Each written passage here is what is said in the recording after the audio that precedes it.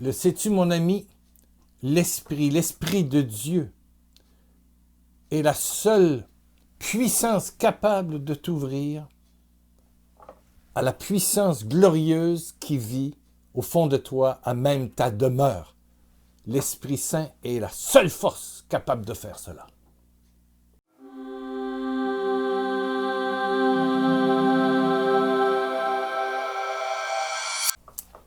Si tu savais le don de Dieu, si tu savais le don de Dieu qui habite à l'intérieur de toi, si tu savais que tu n'es pas un déchet, erreur de la création. Oui, tu as des blessures, oui, tu as été blessé, oui, la vie a été compliquée, tu n'as pas eu le père que tu désirais, la mère que tu désirais, l'éducation que tu désirais. Voilà, tu es né d'une famille pauvre, d'une famille riche. Mais peu importe ce que tu sais de toi, tu es une perle précieuse. Et Dieu a tout donné, Jésus a tout donné pour sortir cette perle tout sale, la nettoyer et en faire un bijou rutilant. Cette perle de l'Évangile, c'est toi. Cette beauté, c'est toi. Et quand Jésus quitte après avoir tout accompli, quand il dit « tout est accompli », Jean 19, 30, Jésus a tout accompli pour te redonner une nouvelle vie, une Pentecôte, naître de l'Esprit pour voir le royaume, entrer dans le royaume, et voir les fruits du royaume.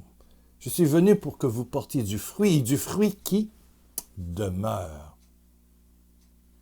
Que tu sois riche ou pauvre, blanc ou noir, voilà, jaune comme on dit aussi, que tu sois métis, que tu sois d'Amérique, d'Europe, d'Afrique, voilà, des Antilles ou de l'île de la Réunion, ça n'a aucune importance, jeune, aucune importance. Ton passé aujourd'hui n'a plus d'importance. Si tu désires moindrement t'ouvrir à une force qui va libérer le fond de ton être, libérer les fleuves qui sont là en attente de bouillonnement dans ta vie. La Pentecôte, ce jour de Pentecôte, est un jour où une puissance vient libérer le déjà là de Dieu au fond de toi, car tu es enfant de Dieu. Autant Jésus était fils du Père, tu es toi, jeune homme, jeune fille, d'âme âgée, homme âgé, dans la quarantaine, 50 ans. Peu importe tes qualités, tes défauts, tes différences, tu es un enfant de Dieu et porteur d'infini. Porteur d'infini. Et la grâce de la Pentecôte, comme on lit dans les Actes des Apôtres, c'est de libérer. Vous recevrez une force. Hein? Dans Acte 1, vous recevrez une force quand le Saint-Esprit descendra sur vous. Vous serez alors mes témoins. Vous allez continuer mon ministère. C'est Acte 1, verset 8. Eh bien, voilà. La venue du Saint-Esprit. Acte 2. Quand la Pentecôte arriva, ils étaient réunis.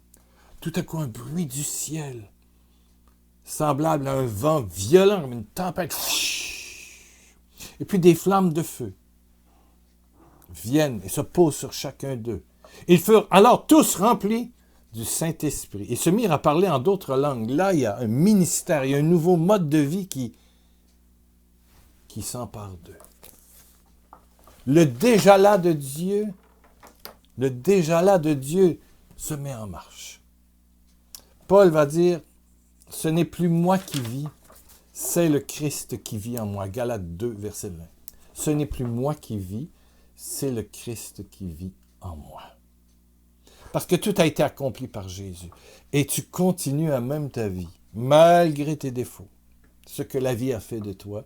Il y a une puissance qui agit, une puissance qui te donne d'aimer, des paroles, des charismes, un goût de Dieu. La prière devient de l'intimité. Tu recherches le silence pour être intime avec Dieu. C'est une naissance nouvelle. Oui, tu as un père, une mère, voilà, c'est ça. Mais tu sais qu'avant que tes parents se connaissent, Dieu te désirait. Il a été le premier à t'aimer, comme dit l'Épître de Jean.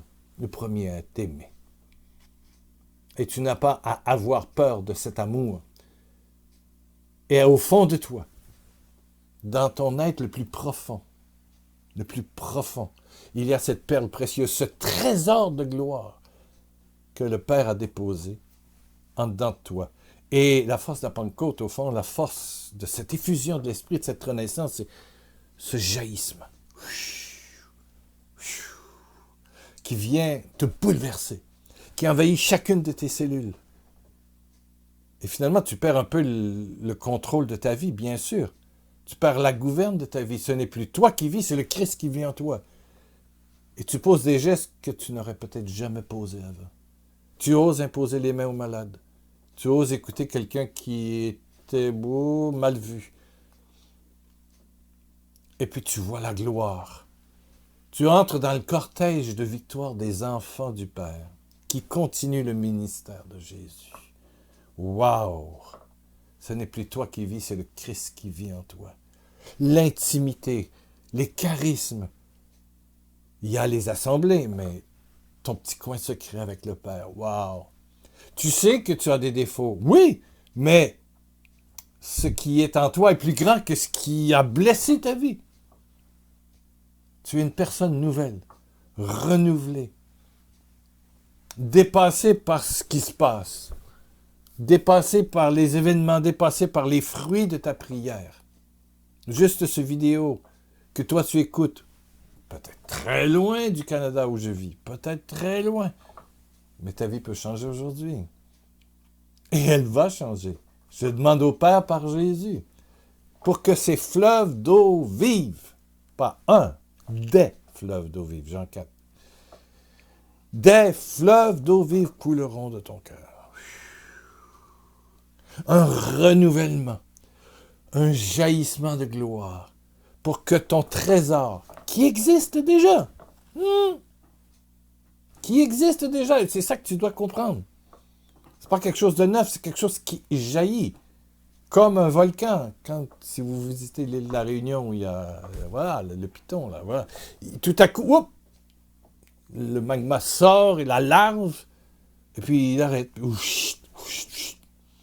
Alors, vive la Pentecôte, c'est ce débordement de larves divines, de magma divin. Voilà, ce n'est plus moi qui vis, c'est le Christ qui vit en moi.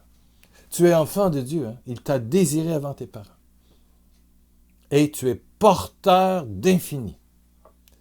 Bon, il y a eu ton baptême, voilà, confirmation, sacrement de pénitence, Eucharistie, autant de grâces, d'effusion de l'esprit, on change, on se transforme.